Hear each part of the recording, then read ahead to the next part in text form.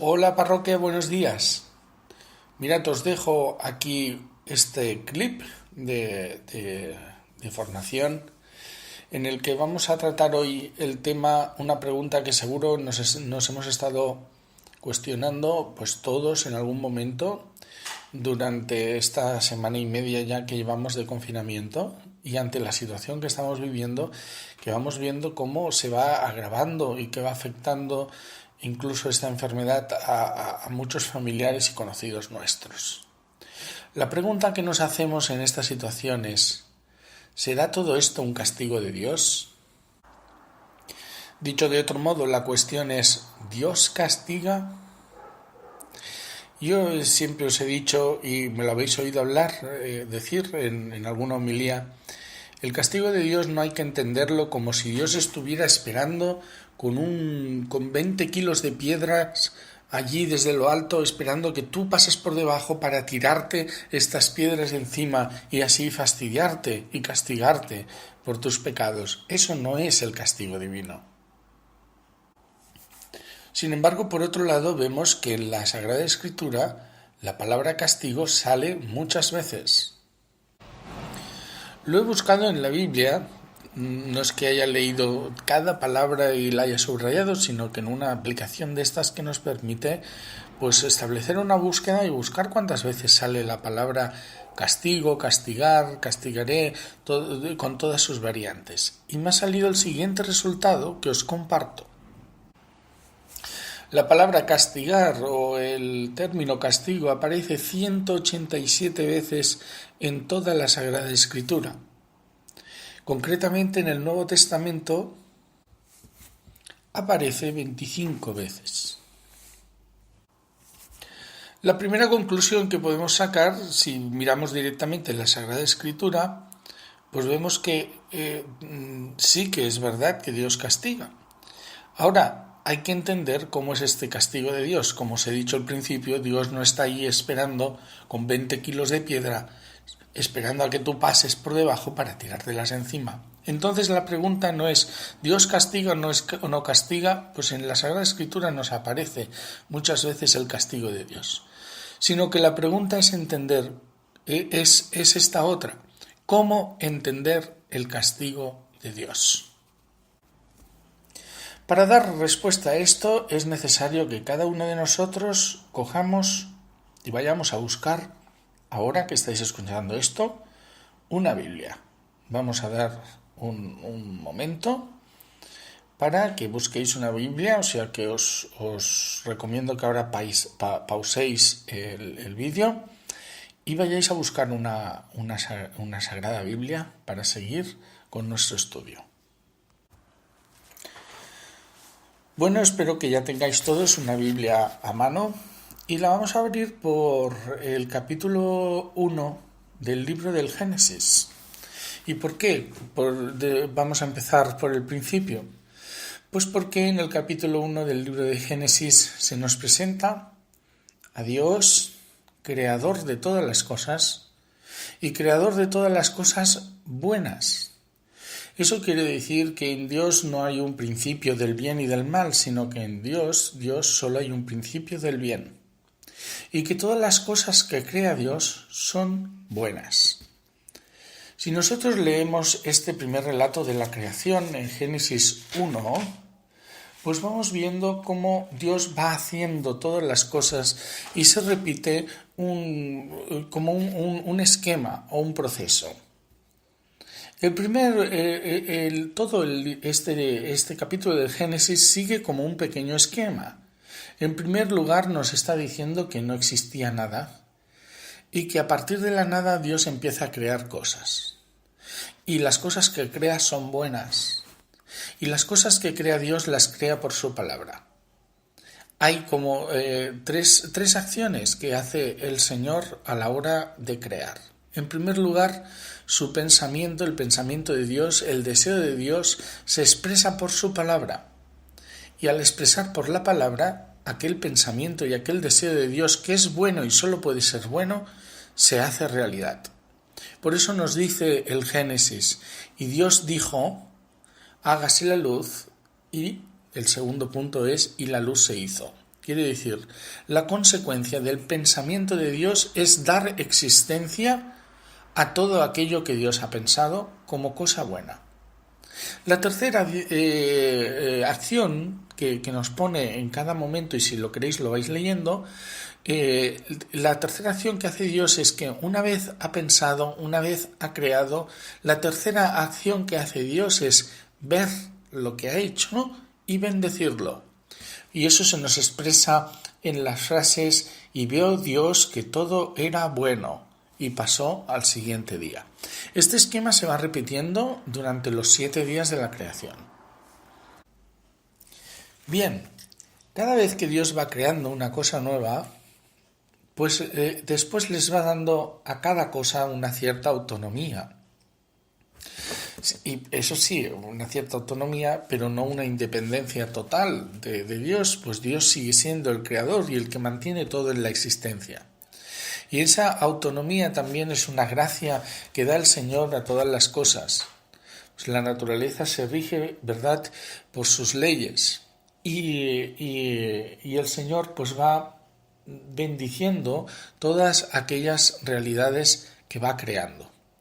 Al llegar a la realidad del hombre, no solamente le da una autonomía, cierta autonomía dentro de su ámbito natural, sino que le da algo más. Y esto de más que le da al ser humano es lo que conocemos como imagen y semejanza de Dios. Dios crea al ser humano a su imagen y semejanza, dotándolo de voluntad y de libertad. Además, le dota de la capacidad de gobernar y dirigir todo lo que ha sido creado por Dios. Por lo tanto, el ser humano está en el culmen de la creación. Y la Escritura, así como las cosas, cuando Dios va viendo que va creando cada una de las cosas en estas 7 fases, en esos 6 días previos, cuando va creando cada cosa dice: y Dios vio que era bueno. Pero cuando llega al hombre nos dice la Sagrada Escritura: y Dios vio que era muy bueno.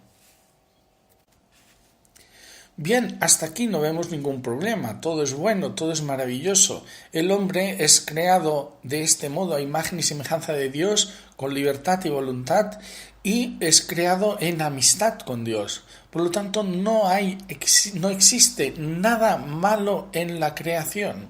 Y hasta este momento no existe tampoco ningún castigo.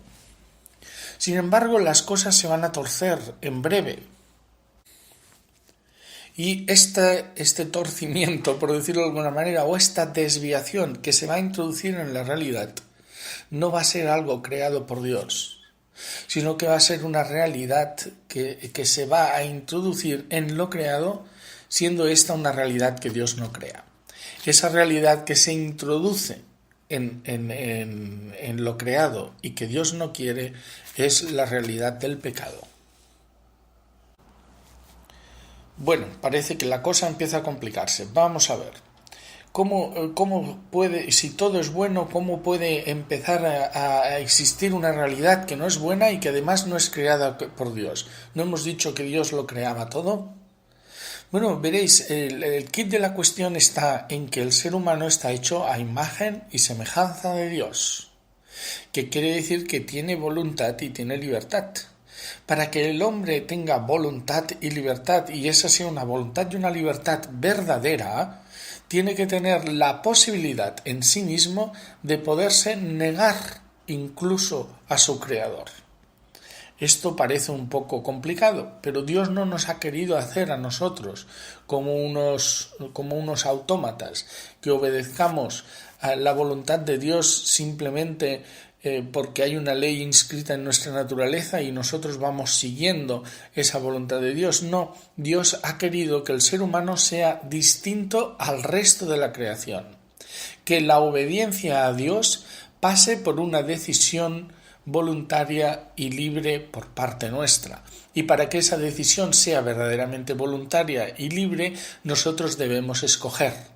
Y para poder escoger tenemos que tener la posibilidad real de escoger, es decir, de poderle decir a Dios que sí o poderle decir a Dios que no. Esto nos sitúa en una situación difícil para Dios, porque hemos de darnos cuenta de que cuando Dios nos crea, cuando crea el ser humano, asume el riesgo de que esa criatura puede negarse a Dios. Y eso es un acto de infinita bondad de Dios, de infinito amor de Dios, porque ¿quién se arriesga a hacer eso? Solo alguien que sea amor puro, solo alguien que prefiera amar a ser amado.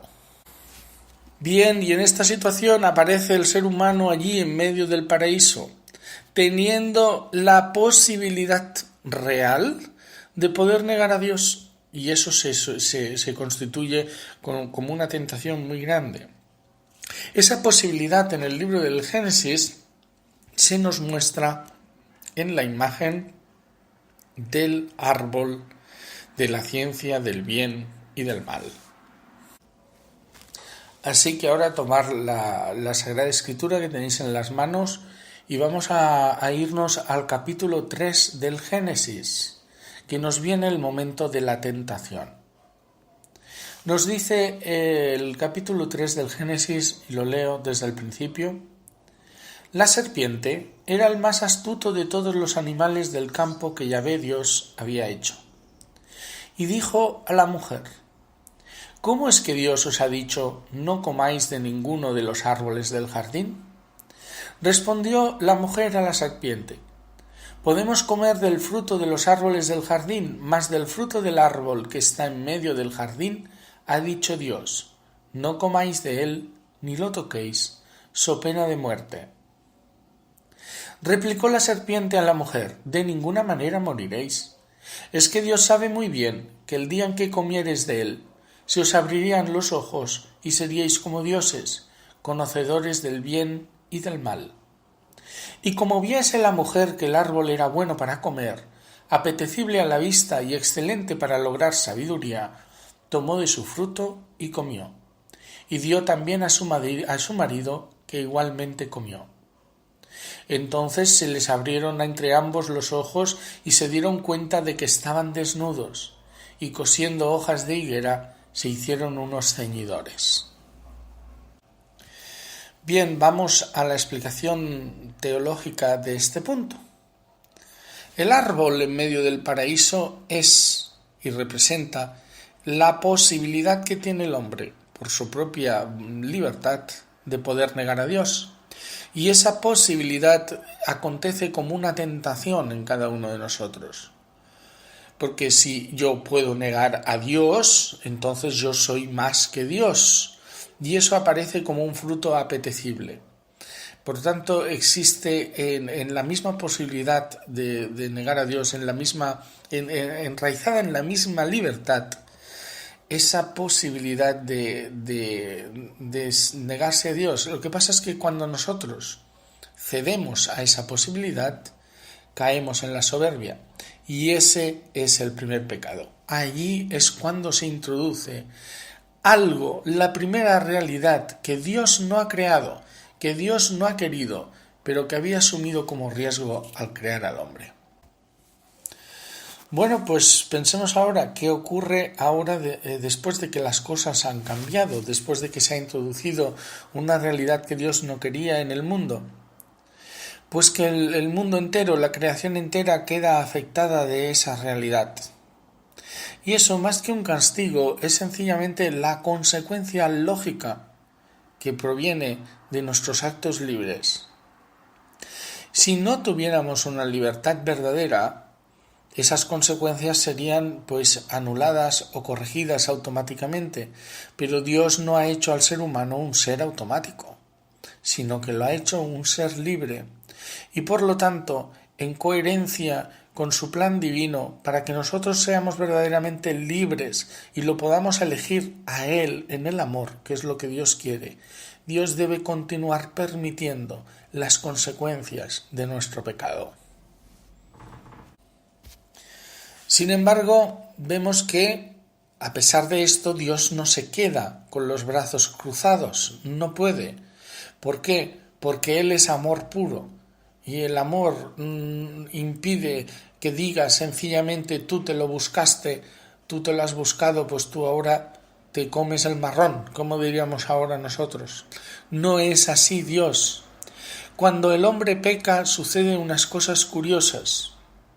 La primera consecuencia del pecado es que sale Dios a buscar al ser humano. Dios busca al ser humano, se hace el tonto, empieza a buscarlo diciendo ¿dónde estás, Adán? ¿Dónde estás, Eva? Como si él no supiera dónde estaban. Se hace el encontradizo, vuelve a encontrarse con aquel que ha pecado. Y cuando Adán y Eva presentan sus excusas a Dios, excusas que ya no son verdaderas, sino que van buscando el engaño. Fijaros, Adán acusa a Eva acusa a la serpiente y todo el mundo evade su responsabilidad del pecado. Y eso es también lo que hacemos muchas veces nosotros. Dios se pone a escuchar las excusas que el hombre va dando para eludir la responsabilidad.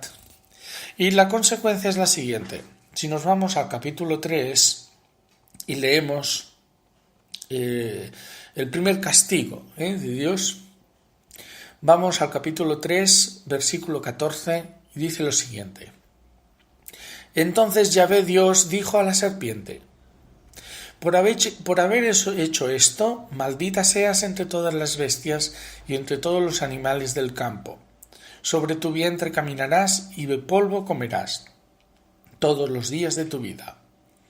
Enemistad pondré entre ti y la mujer, entre tu linaje y su linaje. Te pisará la cabeza mientras acechas tú su calcañar. Bien, paramos un momento aquí. El primer castigo de Dios resulta que no es al hombre, sino que es al tentador, a la serpiente. Por haber hecho esto, maldito seas entre todas las bestias. A la serpiente, al tentador. Pero, acto seguido, la acción que viene continua, la que continúa el Señor, es una acción de misericordia y una promesa de redención. Pondré enemistad entre ti y la mujer. Se está refiriendo a la Virgen María, que a través de ella va a venir Jesucristo, la misma palabra que ha creado el mundo, para salvarnos precisamente del pecado. Bien, pues este es el primer castigo de Dios. No castiga al hombre, castiga a la serpiente. Y después le da la promesa de un redentor. Después continúa el texto. Esto está en el versículo 16 del capítulo 3. A la mujer le dijo: Tantas haré tus fatigas cuantos sean tus embarazos. Con trabajo parirás los hijos. Hacia tu marido irá tu apetencia y él te dominará. Al hombre le dijo: Por haber escuchado la voz de tu mujer y comido del árbol del que yo te había prohibido comer. Maldito sea el suelo por tu causa. Con fatiga sacarás de él el alimento todos los días de tu vida. Espinas y abrojos te producirá. Y comerás la hierba del campo, con el sudor de tu rostro comerás el pan, hasta que vuelvas al suelo, pues de él fuiste tomado, porque eres polvo, y al polvo tomarás. Bueno, volvemos a decir lo de antes. Dios no puede pasar por alto las consecuencias del pecado, porque entonces nos quitaría a nosotros la libertad. Lo que está haciendo el Señor ahora, en este castigo, es decirles a Adán y a Eva y a toda la humanidad que el pecado trae consecuencias, que son consecuencias de nuestro mal uso de la libertad. Y esas consecuencias están ahí, no las puede quitar.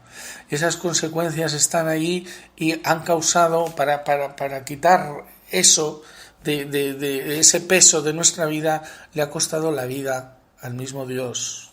Jesucristo es el Dios encarnado que va a entregar su vida en la cruz para salvación de nuestro pecado. Así de grave es el pecado. Entonces no podemos entender el castigo de Dios sin estar continuamente haciendo referencia al amor y a la misericordia de Dios, que nos corrige y nos saca de la iniquidad para llevarnos por el camino de la santidad. Bien, a partir de aquí la Sagrada Escritura es toda una historia en la que se van alternando dos movimientos. La infidelidad del hombre y la fidelidad de Dios. El pecado del hombre y el perdón de Dios, continuamente. Pero el hombre va endureciendo progresivamente su corazón a causa del pecado que se va extendiendo como un virus en el mundo. Ya en el capítulo 4 de la Sagrada Escritura nos aparece el primer asesinato de la historia, cuando Caín mata a Abel. Si el primer pecado fue la soberbia, el segundo pecado ya que aparece en la Biblia es la envidia. Vamos a tomar la Biblia por el capítulo 4 del Génesis en el versículo número 8. Dice así: Caín dijo a su hermano Abel: vamos afuera. Y cuando estaban en el campo se lanzó Caín contra su hermano Abel y lo mató. Yahvé dijo a Caín: ¿dónde está tu hermano Abel? Contestó Caín: no sé, ¿soy yo acaso el guarda de mi hermano? Replicó Yahvé: ¿qué has hecho? Se oye la sangre de tu hermano clamar a mí desde el suelo. Pues bien, maldito seas, lejos de este suelo que abrió su boca para recibir de tu mano la sangre de tu hermano. Aunque labres el suelo, no te dará más su fruto. Vagabundo y errante serás en la tierra. Entonces dijo Caín a Yahvé: mi culpa es demasiado grande para soportarla. Es decir, que hoy me echas de este suelo y he de esconderme de tu presencia, convertido en vagabundo errante por la tierra, y cualquiera que me encuentre me matará. Respondióle Yahvé: al contrario, quien quiera que matare a Caín lo pagará 7 veces. Y Yahvé puso una señal a Caín para que nadie que le encontrase lo atacara. Caín salió de la presencia de Yahvé y se estableció en el país de Nod, al oriente del Edén. Bien, un texto interesante, porque interesante también la respuesta de Dios, que es a la vez justo y misericordioso. Por su justicia no puede decirle: bueno, Caín, has matado a Abel, bueno, no lo vuelvas a hacer. Eso es un chiste malo. No lo puede hacer esto, por su justicia. El pecado tiene sus consecuencias, pero su misericordia hace que junto a la justicia lleguen gracias nuevas incluso para Caín. Fijaros que Dios dice una cosa: la sangre de tu hermano clama desde el suelo hasta el cielo. La injusticia clama justicia desde el suelo, desde la tierra, hasta el cielo. Y Dios es justo, y Dios tiene que actuar de alguna manera. Entonces Dios le muestra a Caín las consecuencias de su pecado. El hecho de haber matado a su hermano va a arrastrarlo, ese recuerdo y esa conciencia la va a arrastrar toda la vida. La consecuencia de ese pecado es que queda apartado de Dios. Caín queda apartado de Dios. Sin embargo, no queda apartado del todo. Pero así como la consecuencia del pecado le aparta de Dios, Dios es tan misericordioso y tan lleno de amor que incluso llega a decirle a Caín: Caín, el que te toque, lo pagará 7 veces. Es decir, yo te sigo defendiendo a ti, yo te sigo amando a ti, porque lo único que busca el Señor después de nuestra caída, después de nuestro pecado, es la reconciliación con nosotros. Si nosotros vamos viendo así toda la Sagrada Escritura, vamos entendiendo que no hay castigo de Dios que no venga con su misericordia también. Con su justicia, la justicia va pareja a la misericordia. Bien, si vamos avanzando en la lectura del Génesis, llega un momento en que la humanidad empieza a multiplicarse sobre el haz de la tierra Y debido a que el pecado está como semilla en la tierra ya, así como crece la humanidad, así también crece el pecado. Es la imagen del virus, que estamos viendo cómo crece de manera exponencial, pues el pecado crece de manera exponencial también en los hijos de Dios. Las consecuencias del pecado se extienden y la maldad se llega a extender por todo el mundo. Y si nos vamos ahora al capítulo número 6, versículo 13, nos dice lo siguiente. Dios ya había escogido a Noé para algo que iba a hacer el Señor. Dios pues dijo a Noé: he decidido acabar con toda carne porque la tierra está llena de violencias por culpa de ellos. Por eso he aquí que voy a exterminarlos de la tierra. Hazte un arca de maderas resinosas. Haces el arca de cañizo y la calafateas por dentro y por fuera con betún. Y así es como la harás.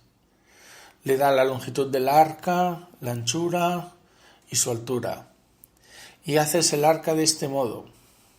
Y por encima pones la puerta del arca en su costado y haces un primer piso, un segundo piso y un tercer piso.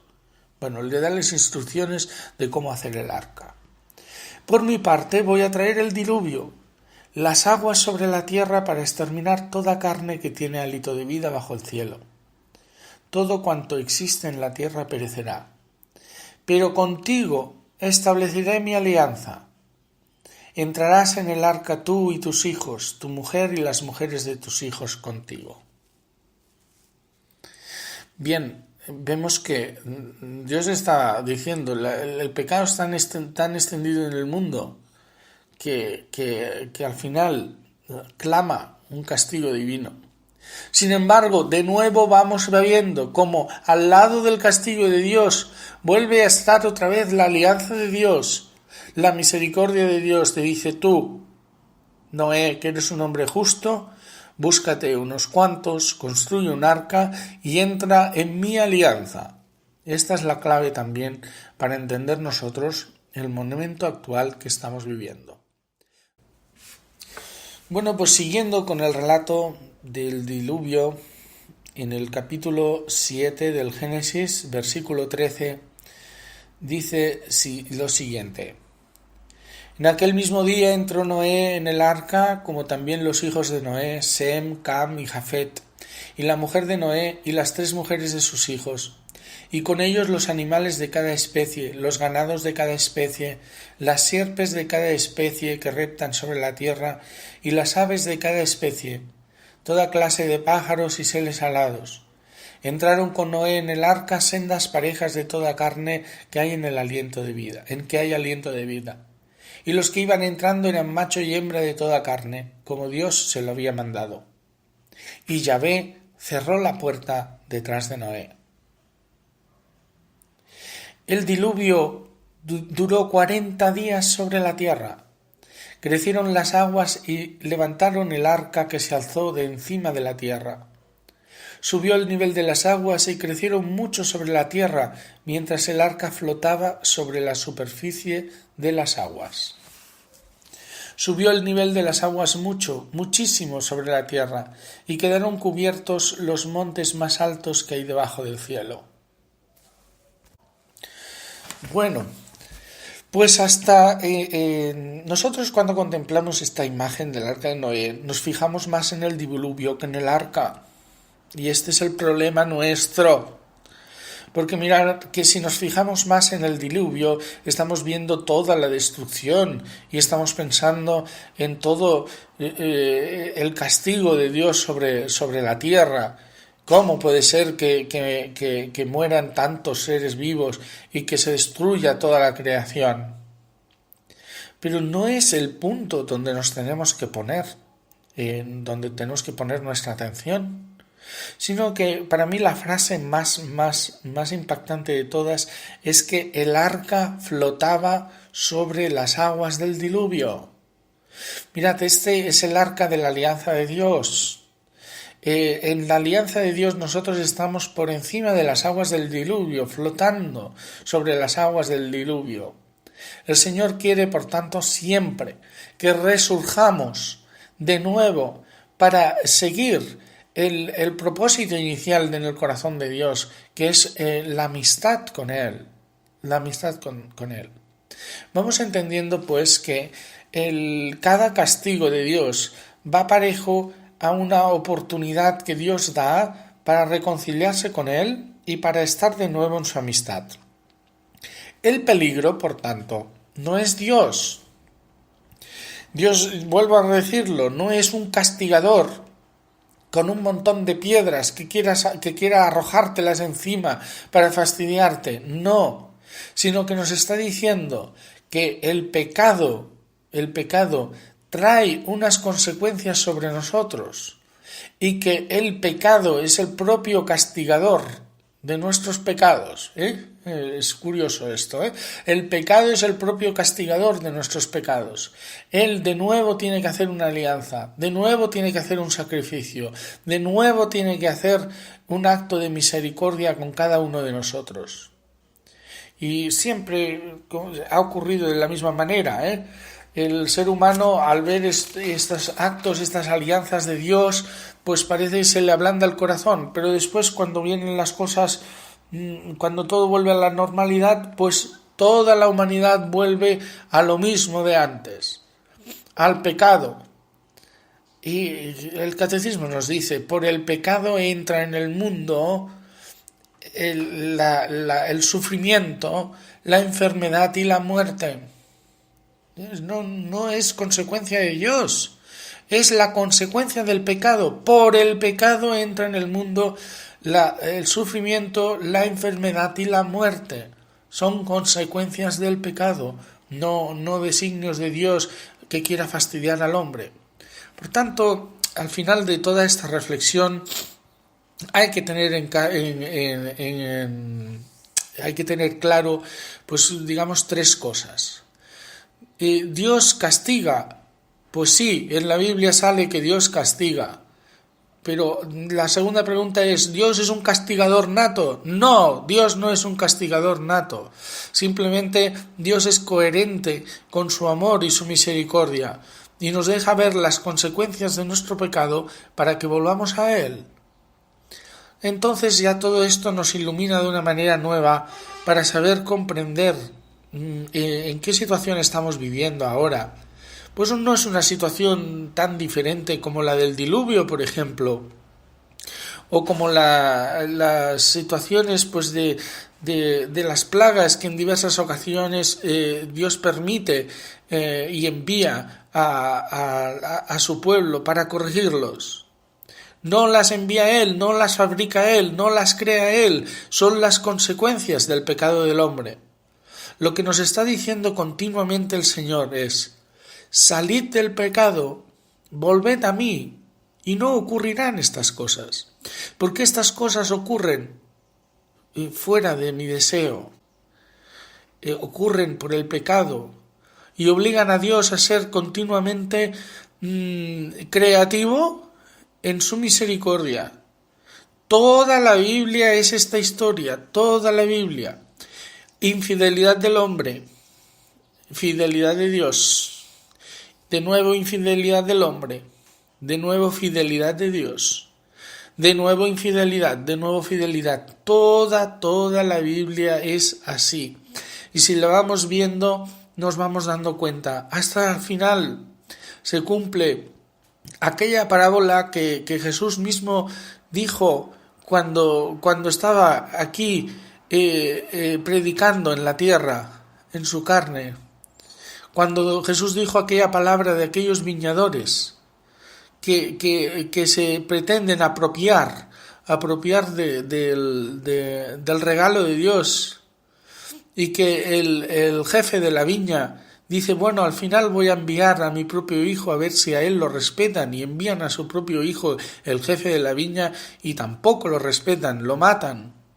Pues el jefe de la viña es el Padre, el hijo del jefe de la viña es Jesucristo, que viene y lo hemos matado. Así es nuestro pecado.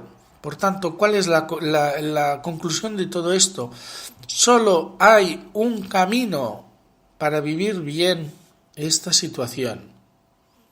Y el camino es entrar en el dinamismo del perdón de los pecados, haciendo penitencia, pidiendo perdón al Señor de todo corazón, rectificando nuestra vida, reparando nuestros pecados y poniéndonos dócilmente y humildemente bajo la obediencia del Dios que vierte continuamente durante toda la historia de la salvación, que vierte continuamente sobre el mundo su amor y su misericordia. Bueno, espero que la reflexión haya sido útil. Es un poquito complicado, puede parecer, pero simplemente que quede claro esto, que Dios es bueno, que Dios nos ama y que lo malo que llega al mundo no es porque lo envíe Dios, sino que es consecuencia de nuestras maldades y de nuestra iniquidad.